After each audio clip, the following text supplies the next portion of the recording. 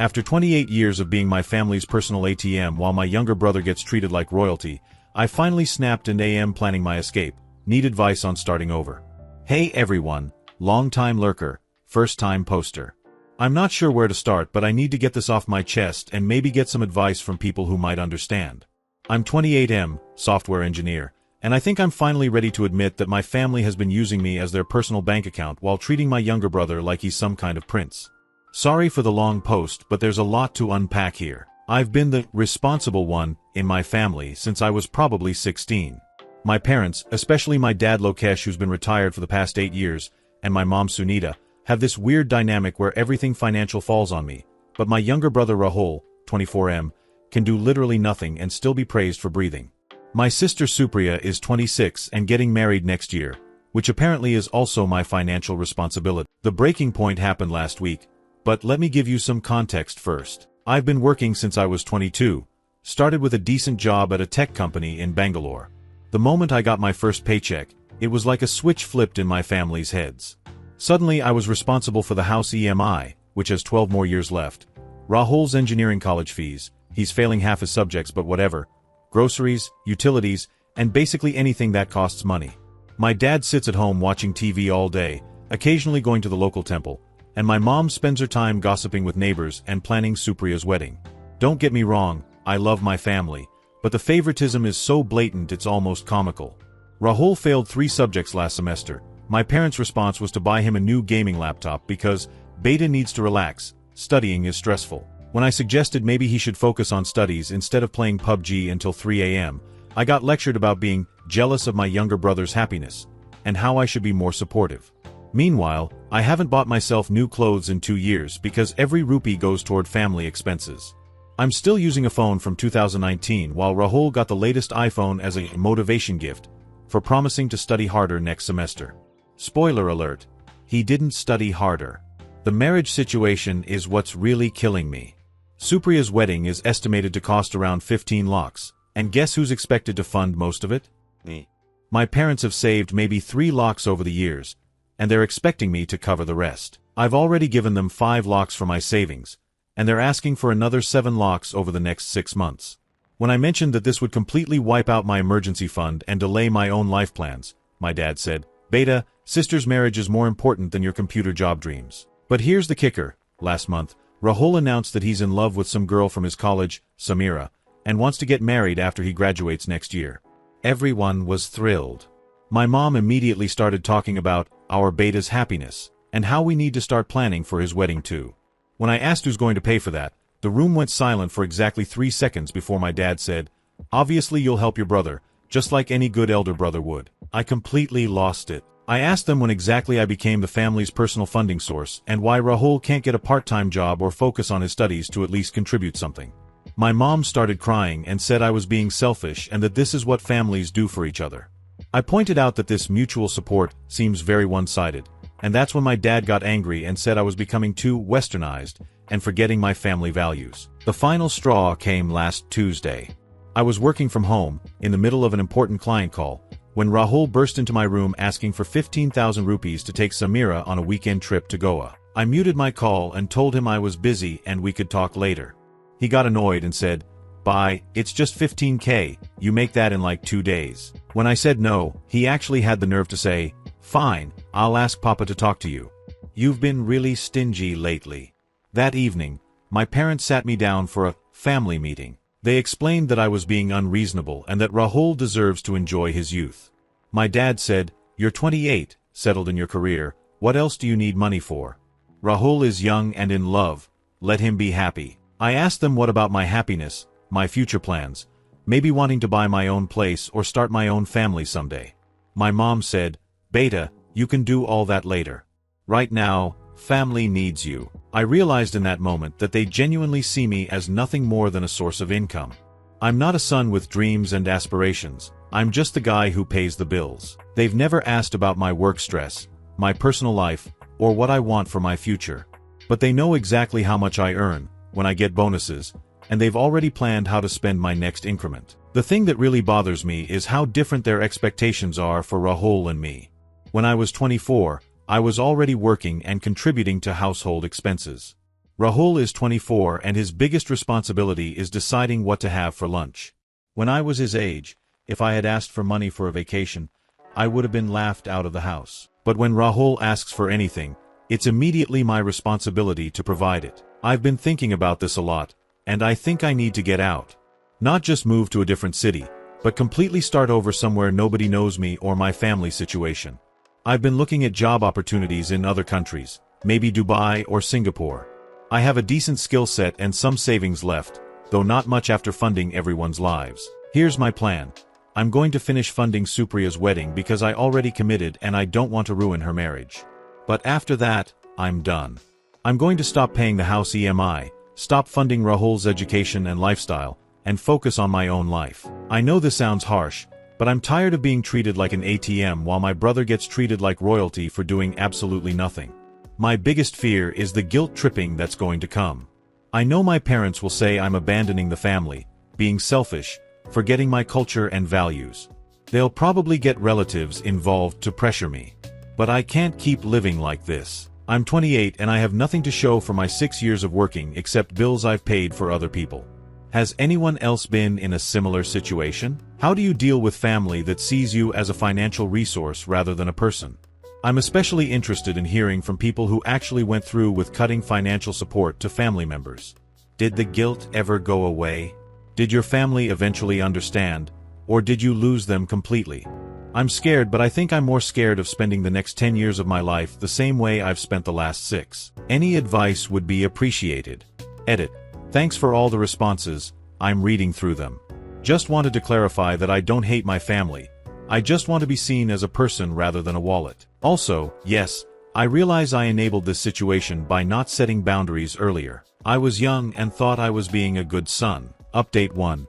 Well, that escalated quickly. It's been a week since my first post and things have gotten interesting. First off, thank you to everyone who responded. Reading your stories and advice really helped me realize I'm not crazy and this situation isn't normal, even by traditional Indian family standards. So I decided to test something.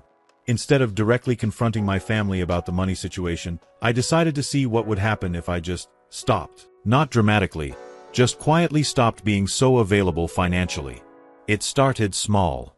Rahul asked me for 5,000 rupees to buy some new clothes for a family function. I told him I was tight on money this month and maybe he could ask Papa or get a part-time job. The look on his face was priceless, like I had suggested he climb Mount Everest. He actually laughed and said, "Bye, why would I get a job when you're there?" That comment hit me harder than I expected. Not angry hit, but sad hit. Like, that's really how he sees our relationship. I'm just there to fund his life. My mom overheard this conversation and later cornered me in the kitchen. She said I was being weird lately and asked if something was wrong at work. When I said no, work was fine, she said, "Then why are you acting strange about money?" I asked her what she meant by strange, and she said, "You know, not helping your brother like you usually do." I decided to be direct. I asked her, "Mama, do you think it's fair that I'm the only one in this house who has financial responsibilities?" She got defensive immediately and said, "You're the one with a good job, obviously you should help the family." I asked, "But what about Rahul? He's 24, shouldn't he at least try to contribute something?" Her response floored me. "Why should he struggle when he has a good elder brother like you?" That's when it really hit me. They don't see this as temporary help until Rahul gets settled. They see this as the permanent arrangement. I'm the provider, he's the provided for. Forever. I decided to have a conversation with Rahul directly. I found him in his room, playing games, obviously, and asked if we could talk. I tried to approach it from a brotherly angle, like maybe he should think about his future and start developing some independence. His response was genuinely shocking. He said, and I quote, "Bye, I don't understand why you're stressing about money. You have a good job, you're earning well, and you don't even have a girlfriend to spend money on. I have Samira to think about, and college stress. We both have our responsibilities." I asked him what exactly his responsibilities were, and he said, "Studying, maintaining my relationship, keeping myself happy and healthy so I can succeed in life." When I pointed out that I also studied, worked part-time, and managed my own stress when I was his age, he said, "But bye, you're naturally good at handling pressure. I'm more of a creative, free-spirited person. Different people have different strengths." I sat there for a moment processing this. In his mind, my strength is working and paying bills, while his strength is existing happily while others fund his existence. The real wake-up call came 2 days later. I was talking to my cousin Mohit, who's around my age and lives in Mumbai.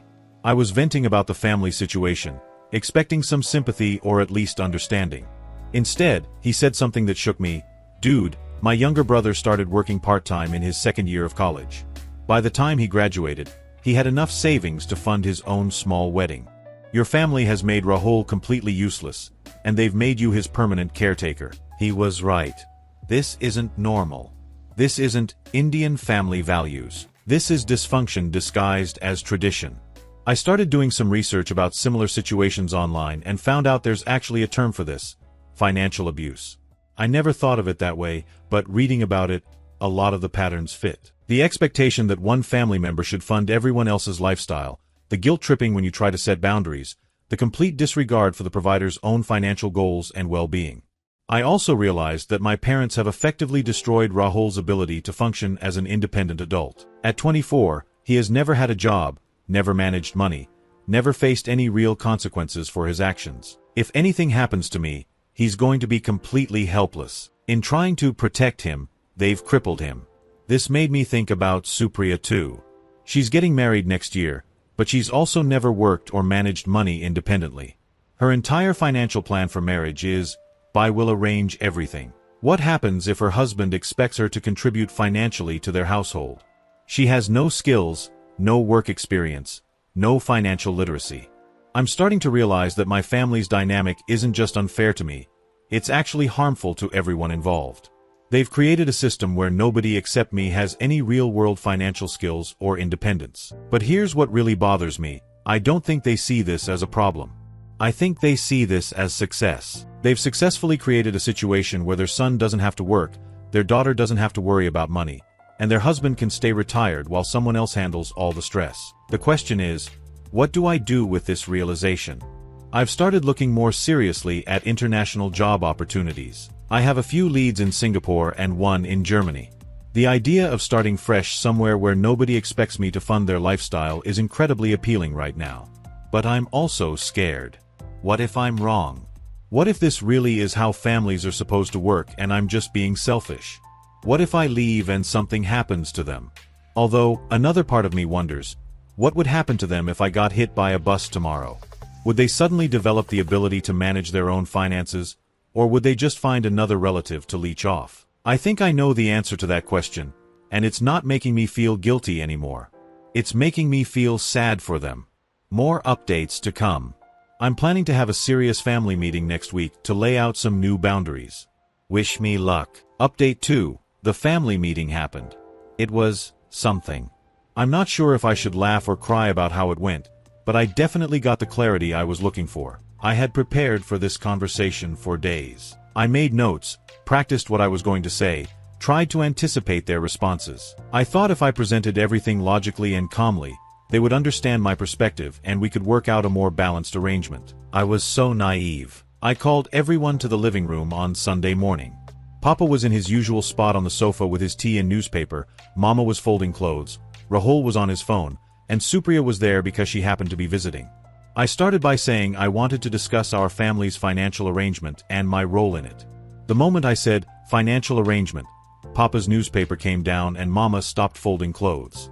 Rahul didn't look up from his phone, but I could tell he was listening. I began by explaining that I love the family and want everyone to be happy and successful, but I also need to think about my own future. I said that I've been covering most of the household expenses for 6 years, and while I was happy to help, I needed us to work toward a more sustainable system where everyone contributes according to their ability. Papa interrupted me within 2 minutes. He said, "What is this Western thinking?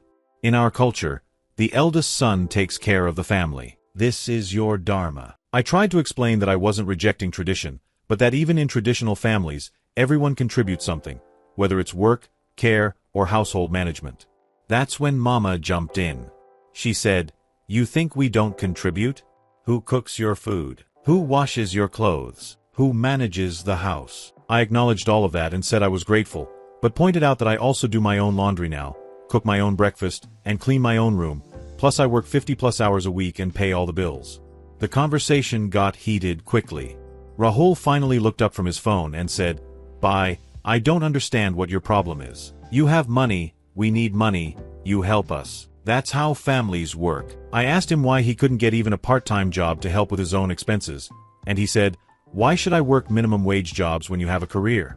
That doesn't make sense economically." I was speechless. This 24-year-old man just told me that it makes more economic sense for me to fund his entire lifestyle than for him to work at all. Supriya tried to be the peacemaker. She said, "Bye, I know you're stressed, but my wedding is next year. Can we figure this out after that?" I told her that I would honor my commitment to her wedding, but I needed to know that there was an end point to these expectations. That's when Papa got really angry. He said, "End point? What end point? You are part of this family forever. Your money is family money. This is your responsibility until you die." I asked him what happens when I want to get married and start my own family. He said, "Your wife will understand.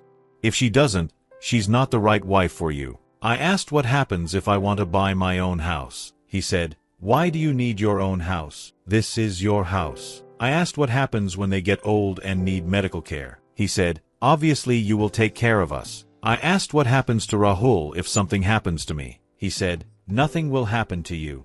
Don't talk like that." That's when I realized they have never, not even once, considered what would happen if I wasn't able or willing to be their financial solution.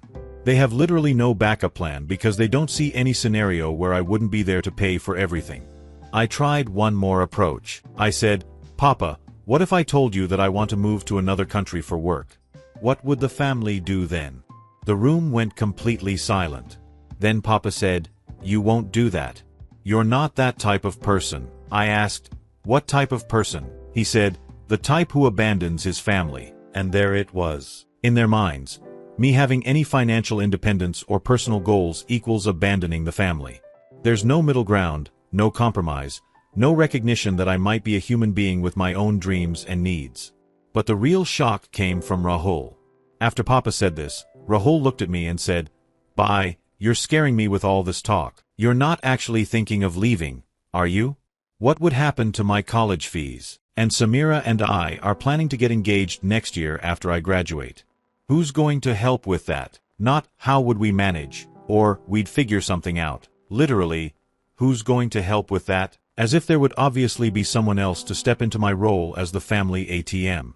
I asked him directly, "Rahul, what do you think would happen if I wasn't here to pay for things?" His response, "I don't know, Bye. I never had to think about it. That's your department." My department. Managing money is my department.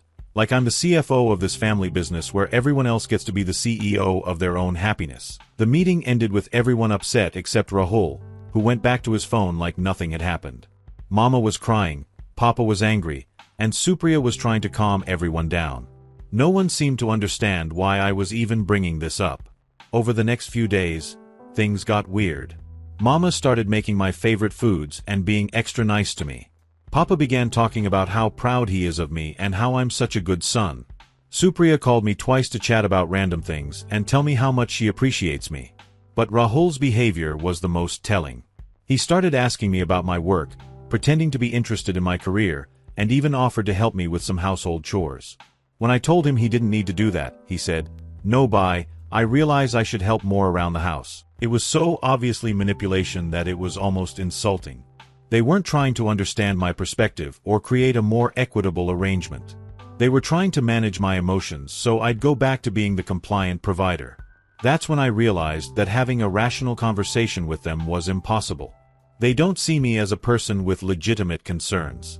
They see me as a resource that's malfunctioning, and their solution is to perform maintenance on the resource until it goes back to working properly. I've started the process of applying for international positions. I have 2 interviews lined up for next month, both in Singapore. I haven't told the family yet, obviously. I also did something that felt both liberating and terrifying. I opened a separate bank account that they don't know about, and I've started transferring money there each month. It's not much, but it's mine. Completely mine. For the first time in 6 years, I have money that isn't earmarked for someone else's dreams. The guilt is real, though. Every time I see Rahul or Papa or Mama, I feel like I'm betraying them by planning to leave. But then I remember the conversation we had, and I remember that they see my entire life as existing for their benefit. I'm going to finish funding Supriya's wedding as promised. After that, I think it's time for me to start living my own life. One more thing. I called my cousin Mohit again and told him about the family meeting. His response, "Dude, you don't have a family. You have a business where you're the only employee and everyone else is management." That might be the most accurate description of my situation I've heard yet. Update 3. I got the job in Singapore, and I told them. The aftermath has been intense. First, the good news. The position is perfect for me. It's a senior developer role with a tech company that's growing rapidly in Southeast Asia. The salary is nearly double what I make here, plus they're covering relocation expenses and helping with visa paperwork. I'll be moving in 2 months, right after Supriya's wedding. Now for the family reaction, which has been like watching a 5-stage grief process happen in real time, except it's happening to 4 different people at different speeds and with a lot more drama. I told them last week, right after I got the official offer letter. I thought it would be better to give them time to process and maybe start planning for how they'd manage things without me. I should have known better. Papa's reaction was immediate denial. He literally said, "No, you're not going. I don't allow it." When I explained that I'm 28 years old and don't need permission, he said, "As long as you live in my house, you follow my rules." I pointed out that I've been paying the mortgage on his house for 6 years, and he got so angry he walked out of the room. Mama went straight to emotional manipulation. She started crying and saying things like, "How can you abandon your old parents? What will people say? We raised you with so much love and this is how you repay us." When I tried to explain that this was a career opportunity, not abandonment, she said, Career, is money more important than family?" The irony of that question from someone who has treated me like a walking ATM for half a decade was not lost on me. Supriya was actually the most reasonable initially. She said she understood why I wanted to take the opportunity, but could I wait until after her wedding and maybe help her get settled in her new marriage? I told her I was already planning to stay for her wedding, and the job offer wouldn't wait beyond that. But Rahul's reaction was the most telling. He panicked. Not in a "how will we emotionally cope without by" way, but in a "how will we financially cope without by" way. His first question was, "Who's going to pay for my final year fees?" His second was, "What about my engagement expenses?" His third was, "Can you send money from Singapore?" Not once did he ask how I felt about moving, whether I was excited about the opportunity, or if he could help me with anything. Just a series of questions about how my life change would affect his financial comfort. Over the past week, their strategies have evolved and become more sophisticated. Papa started bringing up family friends whose sons moved abroad and how those families fell apart. He'd make comments like, "Look at Sharma uncle, his son went to America and now they barely talk. Is that what you want?" Mama began having health issues. Suddenly she's having chest pains and headaches and needs to see doctors. When I offered to take her to a doctor, she said, "What's the point? You're abandoning me anyway." But somehow these health issues only appear when we're discussing my move. Supriya started talking about postponing her wedding. She said maybe it would be better to wait until the family situation is more stable. When I told her not to postpone her wedding for me, she said, "But how can I be happy knowing I'm breaking up the family?" The emotional manipulation is getting exhausting. Every conversation turns into guilt tripping. They've also started involving extended family. My cha-cha uncle called me yesterday to talk some sense into me. He spent an hour explaining how I'm being selfish and how families are supposed to stick together. But the conversation that really opened my eyes happened 3 days ago with Rahul. I found him looking genuinely distressed, which was unusual because he's normally pretty oblivious to anything that doesn't directly affect his immediate comfort. I asked him what was wrong, thinking maybe he was finally processing the emotional impact of me moving away. Instead, he said, I've been thinking about the money situation, and I'm really stressed." I told him that they'd figure something out. Maybe Papa could look for some part-time work, or he could get a job to support himself. He looked at me like I'd suggested they all move to Mars. He said, You don't understand. Papa is 58. Who's going to hire him? And if I get a job, when will I study? Plus Samira's family is expecting me to be able to support her after marriage. If I'm working some random job instead of focusing on my career, how will that look? I asked him what he thought I was doing when I was his age. He said, You're good at managing work and studies. I'm not like you. I need to focus on one thing at a time." Then he said something that made me realize how deep this dysfunction goes. "Besides, You were always the one who was supposed to take care of the family. Even when we were kids, Papa used to say you were the responsible one who would make sure everyone was okay. This is literally what you were raised to do. And that's when it hit me. This wasn't just opportunistic laziness or entitlement. They had systematically groomed me from childhood to be the family's financial caretaker. All those times Papa praised me for being responsible and mature. He was training me to accept that everyone else's needs came before mine. All those times they told me I was the smart one, and Rahul was the creative one. They were creating a system where intelligence meant obligation and creativity meant freedom from responsibility. I started remembering things from our childhood differently. How I was always expected to share my toys and treats with Rahul, but his things were his. How I was punished for being selfish if I wanted something just for myself, but Rahul was never expected to share anything with me. How when I got good grades, it was expected because I was the studious one, but when Rahul got decent grades, it was celebrated like a major achievement. How I was expected to help with household chores from age 10, but Rahul was too young until he was 15, and then suddenly he was too focused on studies to help. They created two different sets of rules and expectations, and I internalized the belief that this was normal and even admirable. But here's what's really messed up. I think they genuinely believe this is love. In their minds, they're not exploiting me. They're trusting me with the important job of taking care of everyone. They think they're honoring me by making me the provider. The problem is, they never asked if I wanted this honor. They never considered that I might have my own dreams that didn't involve funding everyone else's dreams forever. Yesterday, I had coffee with an old friend from college, VJ, who's been working in the US for 5 years. I told him about the situation, and he said something that really stuck with me. Dude, the fact that your family's first reaction to your career opportunity was, "But what about our money?" tells you everything you need to know about how they see you. He's right. A loving family's first reaction should be excitement for my opportunity, maybe some sadness about the distance, but ultimately support for my growth and happiness. Instead, their first and only concern is how my absence will affect their finances. I'm leaving in 6 weeks, right after Supriya's wedding. I've started packing already, just small things that they won't notice. It feels surreal, like I'm planning a prison break. The guilt is still there, but it's being overshadowed by something else: anticipation. For the first time in my adult life, I'm going to live somewhere where my value isn't determined by my bank account. I'm going to have relationships with people who see me as a person, not a provider. I'm scared, but I'm also excited. Is that normal? To be excited about disappointing your family? Anyway, I'll update after the wedding. Supriya's engagement ceremony is next week, and I suspect that's going to be another emotional battleground. Thanks again to everyone who's been following this saga. Your support has meant more than you know. Final update. I'm writing this from my new apartment in Singapore. I've been here for 3 months now, and I wanted to give everyone a final update on how everything played out. Supriya's wedding was beautiful and exhausting in equal measure. The ceremony went off perfectly, she looked radiant, and her husband Karen seems like a genuinely good guy who actually loves her.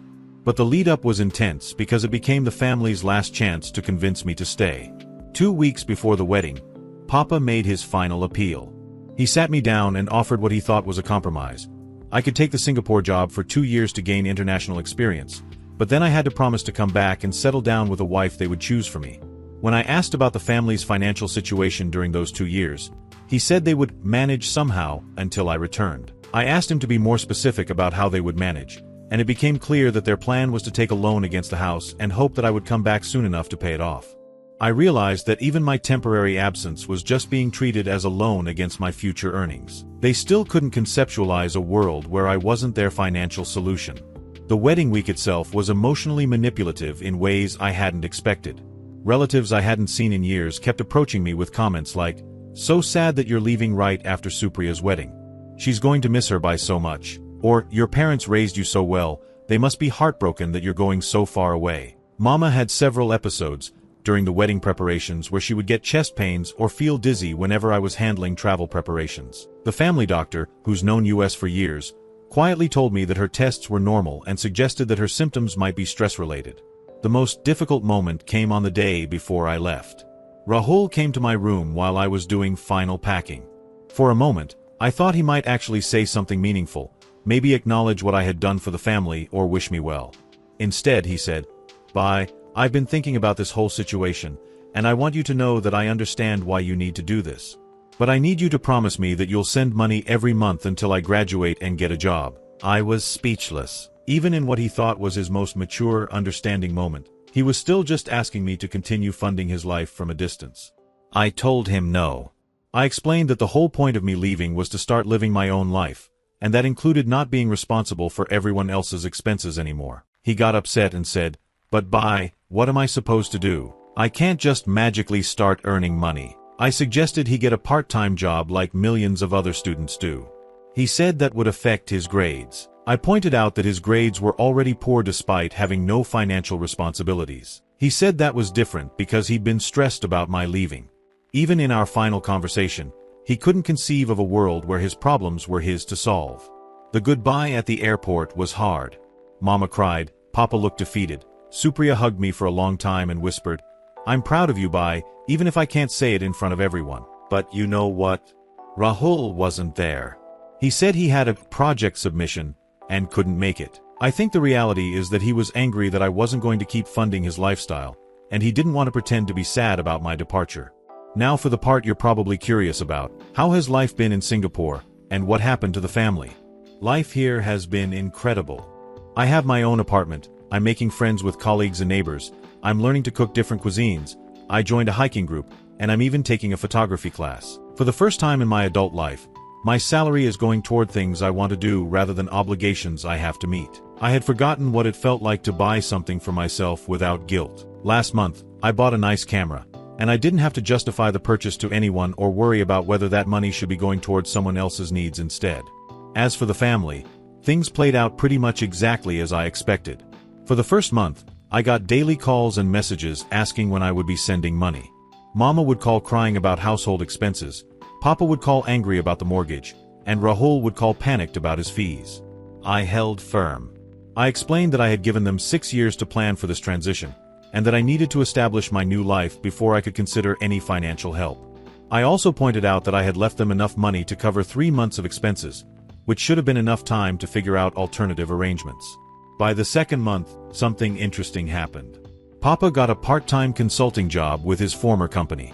Apparently, they had been asking him to come back in a consulting capacity for years, but he had always declined because he was retired. Suddenly, when the choice was between working and losing the house, he found the motivation to work again. Mama started a small catering business from home, making snacks and sweets for neighborhood functions. She had always been an excellent cook, but had never considered monetizing this skill because there was no need. Again, necessity became the mother of invention. The most dramatic change was Rahul. After his fees crisis in the second month, which Papa had to cover using his consulting income, Rahul finally got a part-time job at a local tech startup. He complained for weeks about how difficult it was and how it was affecting his studies. But guess what? His grades actually improved. Having structure and responsibility seemed to help him focus better during his study time. He's still with Samira, but their relationship dynamics have changed. When she realized that he wasn't going to have a wealthy brother funding their lifestyle anymore, she started encouraging him to take his career more seriously. Apparently, she also got a part-time job and started contributing to their dates and outings. Who knew that having to actually work for things could make a relationship stronger? The most surprising update came from Supriya. About 6 weeks after I left, she called me to thank me. She said that watching me set boundaries and choose my own path had inspired her to have some difficult conversations with her new husband and in-laws about her role in their household. Apparently, Karen's family had some similar expectations about her being a financial contributor, through me of course, and she had felt trapped by these assumptions. After seeing me choose my independence, she decided to get a job herself and establish her own financial identity rather than relying on family connections. She said, "Bye, I never realized how much pressure you were under until I started facing similar expectations. I'm sorry it took me so long to understand." That call meant everything to me. For the first time, someone in my family acknowledged not just what I had done for them, but what it had cost me personally. The guilt-tripping phase lasted about 2 months. After that, the calls became less frequent and more normal. We talk about work, life, my photography hobby, Rahul's job, Papa's consulting projects, Mama's catering business. It's like we're finally having relationships based on genuine interest in each other's lives rather than financial transactions. Don't get me wrong, there are still moments of tension. Sometimes Mama will make comments about how much she misses having me around to help with things, code for pay for things. Sometimes Papa will suggest that I've learned enough in Singapore and should think about coming back. And sometimes Rahul will joke about his rich NRI brother, in a way that makes me think he still sees me as a potential funding source. But these moments are becoming less frequent, and I'm getting better at redirecting these conversations without getting angry or defensive. Here's what I've learned from this whole experience. 1. Enabling dysfunction doesn't help anyone, even though it feels like love in the moment. By always solving my family's financial problems, I prevented them from developing their own problem-solving skills and independence. 2. Setting boundaries isn't cruel, it's necessary for healthy relationships. My family members are all capable people who were simply taking the path of least resistance because I made it available to them. 3. Guilt is a terrible foundation for life decisions. I spent years making choices based on guilt rather than what was actually best for everyone involved, including my family. 4. Financial abuse can happen even when everyone involved has good intentions. My family genuinely thought they were loving me by trusting me with financial responsibility, but the impact was still harmful to my mental health and life goals. 5. Sometimes the most loving thing you can do is force the people you care about to grow up and become independent.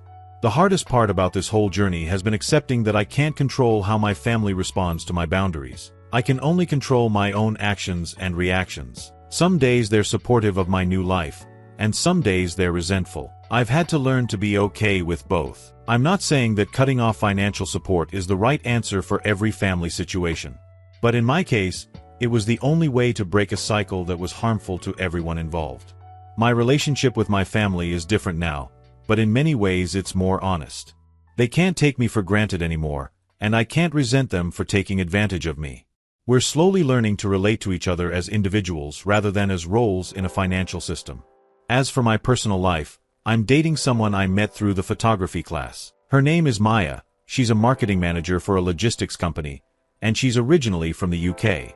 What I love most about our relationship is that it's based entirely on who I am as a person, not what I can provide financially.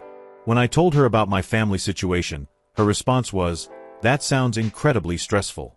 I'm glad you were able to get out of that cycle." Not judgment about my family, not advice about how I should handle them differently, just acknowledgement of how difficult it must have been for me. That kind of response feels revolutionary after years of having my feelings dismissed or minimized. I'm planning to visit India for Diwali next year. I'm curious to see how the family dynamics have evolved after more time has passed. I'm also planning to bring Maya if things continue to go well between us, which will be its own interesting experiment in family dynamics. For anyone reading this who might be in a similar situation, it's possible to love your family and still choose yourself. Setting boundaries doesn't make you a bad person, even if the people around you try to make you feel that way. And sometimes the most loving thing you can do for people is to stop enabling their dysfunction and force them to grow. Your life is not a resource for other people to consume, even if those people are family members who genuinely love you. You deserve to have dreams and goals and financial security of your own. Thanks to everyone who followed this journey and offered support and advice. This community helped me realize that my situation wasn't normal and gave me the courage to change it. I hope sharing my story helps someone else who might be in a similar place. Actually, let me fix this confusion. I'm Rahul, 28M. My younger brother is Mohan, 24M, not VJ. VJ is my friend who works in the US. Sorry for the confusion in names throughout the story. Update: it's been a year now since I moved to Singapore, and I thought I'd give a final update since some people have been asking. Maya and I are doing really well. We moved in together 6 months ago, and we're talking about getting engaged next year. I told my family about her during my video call last month, and their reaction was interesting. Mama immediately wanted to know if she's willing to convert to Hinduism and move to India after marriage. Papa asked about her family's financial background. Only Mohan asked if she makes me happy. I think that tells you everything you need to know about how much has changed and how much hasn't. The family business ventures are going strong. Papa's consulting has turned into a regular part-time position, and he seems happier having professional purpose again. Mama's catering business has grown beyond the neighborhood. She now handles events for local companies and even has 2 part-time helpers. Mohan graduated and got a full-time job at the same startup where he was working part-time. He and Samira are engaged and planning a modest wedding next year that they're mostly funding themselves. He called me last week to ask for advice about wedding planning, not money. It was the first time in our adult lives that he asked me for something I could actually give without resentment. Supriya is thriving in her marriage and her job. She's working at a nonprofit that focuses on women's financial literacy, which she says was inspired by her own journey to financial independence. She's also 3 months pregnant, and she's excited about raising her child with different values around money and independence. As for me, I got promoted to team lead last month, and I'm genuinely excited about the future for the first time in years. I'm planning to apply for permanent residency in Singapore next year. I still send money occasionally, for genuine emergencies or special occasions, but it's by choice now, not obligation. The difference in how that feels is enormous. The most important thing I've learned is that love doesn't mean sacrifice without boundaries. Real love means wanting the people you care about to become the best versions of themselves, even if that process is uncomfortable. My family had to learn to function without me as their financial safety net, and they're stronger for it. I had to learn to function without their approval for my life choices, and I'm happier for it. We're still figuring out how to be a family based on mutual respect rather than financial dependency, but we're getting there. That's probably the real end of this story. Thank you all for being part of this journey with me.